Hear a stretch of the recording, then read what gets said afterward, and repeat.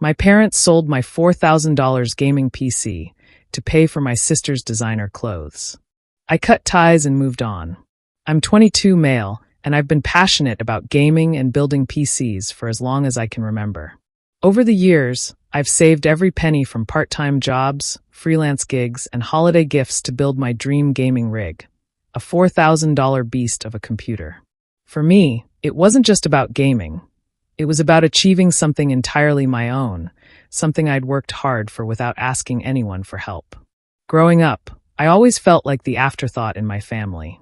My younger sister, who I'll call S, was the golden child. She had expensive tastes, and my parents catered to her every whim: designer clothes, private lessons, extravagant birthday parties.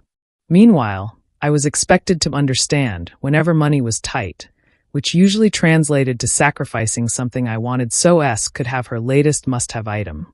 Still, I never resented her. I just kept my head down and worked toward my goals. That all changed about 6 months ago. One Saturday, I came home after hanging out with friends and immediately noticed something was wrong. My gaming setup, which occupied a corner of my room, was gone. The desk was empty, no monitor, no tower, nothing. At first, I thought maybe my parents had moved it for some reason, but deep down, I had a sinking feeling that something wasn't right. I rushed downstairs to find my parents sitting in the living room, casually chatting like it was any other day. "Hey," I said, trying to keep my voice calm. "Where's my computer?" My mom glanced at me and shrugged. "We sold it." I blinked, thinking I must have misheard her. "What do you mean you sold it?" She set down her coffee and sighed, as if I were the one being unreasonable. "Your sister needed new clothes for an event, and we didn't have the money. That computer was just sitting there, so we figured it was the best solution." I stared at her, disbelief turning into anger. "Are you serious? That computer wasn't just sitting there. I spent years saving for it. You had no right." "Don't take that tone with me," she interrupted. "We're your parents, and we did what we thought was best for the family. Your sister's event is important, and you can always save up for another computer." "Another computer?" I repeated, my voice rising. "Do you have any idea how much time and effort went into building that one? And what about my work? I use that PC for freelance jobs. You didn't even ask me." My dad finally chimed in, his tone dismissive. "It's done, and there's no point in arguing about it. Your sister needed help, and we stepped up. That's what family does." Family. The word felt like a slap in the face. Apparently, family only meant sacrificing for S, while I was expected to fend for myself. I stormed back to my room, seething with anger. My gaming PC wasn't just a machine. It was a symbol of my independence and hard work. My parents had sold it without a second thought, all to fund S's latest wardrobe splurge. The betrayal cut deep, but what hurt even more was how little they seemed to care. That night, I confronted S. She was in her room, trying on one of her new designer dresses, grinning like she'd just won the lottery. "Do you even know what they did to get you those clothes?" I asked, leaning against the doorframe. She glanced at me in the mirror, her smile unfazed. "What are you talking about?" "They sold my computer," I said, my voice tight. "My $4,000 gaming PC.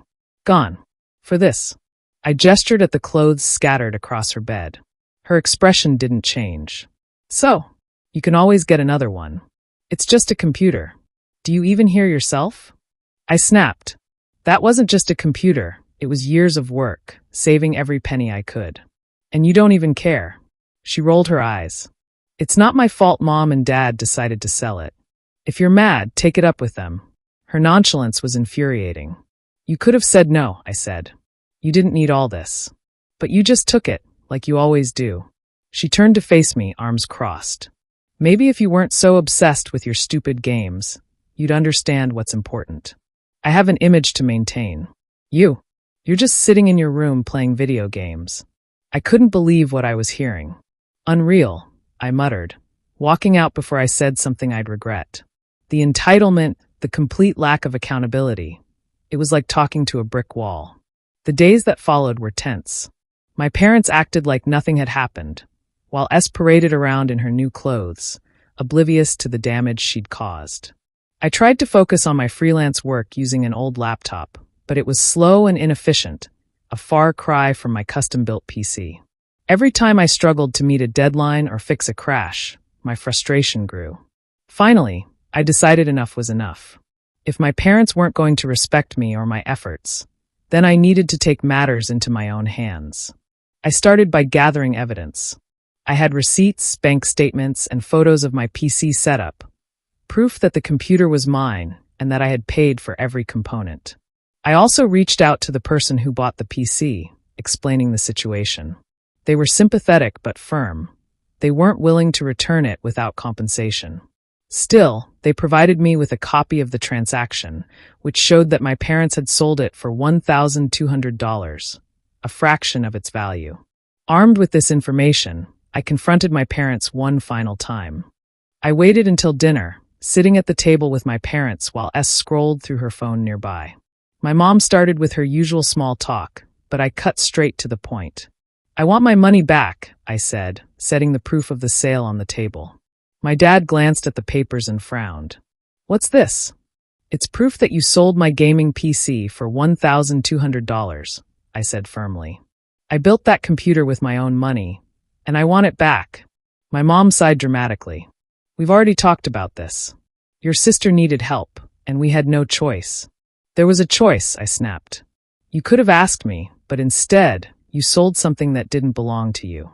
That's theft." My dad's eyes narrowed. "Don't you dare accuse us of stealing. We're your parents. Everything in this house belongs to us." "That's where you're wrong," I replied, my voice steady. "Legally, that computer was mine. I have receipts to prove it. You had no right to sell it, and if you don't give me my money back, I'll take legal action." My mom gasped, as if I'd just slapped her. "You wouldn't." "Try me," I said. "You've pushed me too far. I've spent years being the afterthought in this family, sacrificing while you showered S with everything she wanted. But this was the last straw." S, who had been quietly listening, finally chimed in. "Wow, you're really going to sue your own parents? Over a computer? That's pathetic." "No," I said, glaring at her. "What's pathetic is taking advantage of someone else's hard work and acting like it's no big deal. You don't get to guilt me for standing up for myself." My dad stood up, his face red with anger. "Fine. We'll give you the money. But don't expect any help from us in the future." I laughed bitterly. "Help? You've never helped me. Everything I've achieved, I did on my own. I don't need anything from you." The next day, my parents handed me $1,200 in cash, the exact amount they'd sold the PC for. I took it without a word, but I wasn't done yet. They thought this would make everything go away, but I had other plans. With the money in hand, I reached out to the buyer again. They agreed to sell the PC back to me for the same price, understanding how much it meant to me. Once I had my rig back, I made one final decision. It was time to leave. I started looking for apartments that same week, pooling my savings to secure a small place near my shop. Within a month, I had moved out, cutting ties with my family for good. I left behind nothing but a note. "I've put up with your selfishness for too long. I'm done being taken for granted. Don't contact me unless you're ready to apologize." Moving out was the best decision I've ever made. My new apartment wasn't fancy, but it was mine. For the first time, I felt like I could breathe. There were no expectations, no manipulation, and no one treating me like a second-class citizen in my own family. I set up my gaming PC in a corner of the living room, and it felt like reclaiming a piece of myself that I'd lost. My parents tried to reach out a few weeks later, but their messages were more about guilt than genuine remorse. "You've really hurt your mother," one text read. "She just wanted to help your sister." Another said, "Family is about sacrifice. You need to learn that." I didn't respond. Sacrifice isn't a one-way street, and I was done bending over backward for people who didn't value me. S didn't even bother reaching out. She probably thought I'd come crawling back eventually, but she underestimated just how serious I was about cutting ties. Over time, I found new ways to channel my frustration into productivity. I expanded my freelance work, built a better schedule for gaming, and even started streaming as a hobby.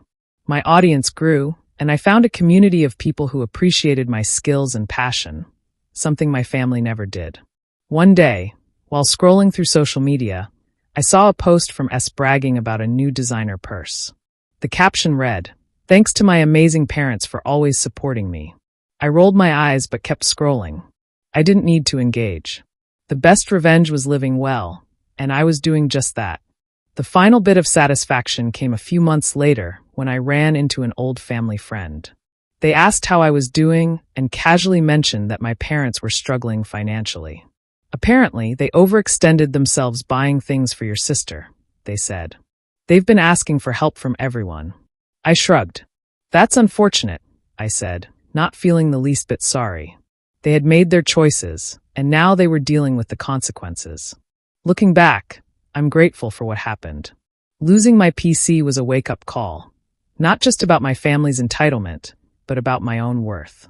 It taught me that sometimes cutting ties is the healthiest thing you can do. You can't force people to respect you, but you can respect yourself enough to walk away. To anyone dealing with entitled family members or feeling undervalued, take this as your sign. You deserve better.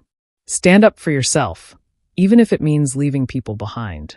And if you enjoyed this story, hit that subscribe button. There's more where this came from, because life is too short to let selfish people win.